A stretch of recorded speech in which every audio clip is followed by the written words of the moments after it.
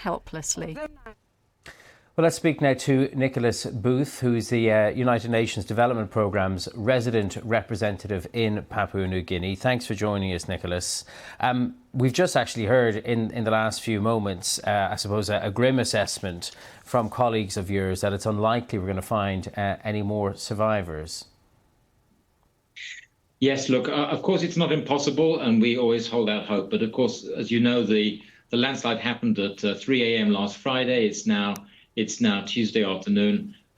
Quite obviously, the hope is getting dimmer as time goes on.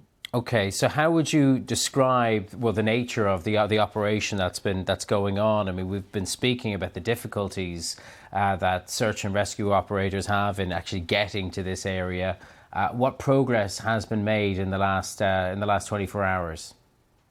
Yeah, well, as you say, it's an extraordinarily complex operation, and it's particularly complex not only because of the extent of the initial landslide, but because the terrain is still moving. So my colleagues from my team who were actually on the ground at the site yesterday told me you could actually feel the ground and see the ground moving very slowly around them. We don't know how long that's going to continue. That's one of the reasons why the extent has gone beyond Yambali, the original village, and that's one of the reasons for the revised estimate about the number of people affected. And that's not, of course, a casualty estimate. That's just an estimate of the number of people affected in total by the landslide. Some aid has been able to be given a little bit over the weekend, more yesterday, more again today, essentially food and clean water.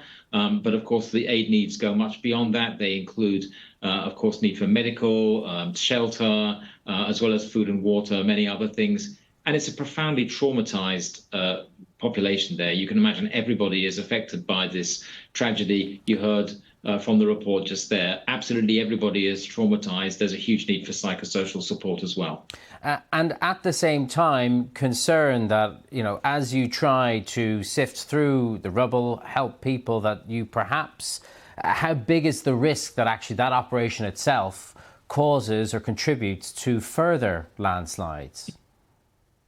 Look, there's no question that the rescue site at the moment, it's a dangerous area, and that is one of the main factors complicating the recovery. So you have the Defence Forces there, engineers from around the country from the Defence Force have been deployed, more are coming today. There is heavy earth-moving machinery on the way. The difficulty at the moment is, indeed, as you say, how to deploy that safely. I think you've seen in other reports the villagers themselves have actually been starting the painful work of recovery and trying to remove the debris. And we say debris, but we're talking huge boulders up to 6 to 8 meters thick, right? So we need to understand the scale of what they're doing. And you know that up to now, villagers have been using, sticks and shovels and even by hand trying to actually displace this. And so it's at the moment going very slowly. But of course, we have to bear in mind safety and practicability. Sure. So that's still something that the Defence Forces on the ground are trying to assess.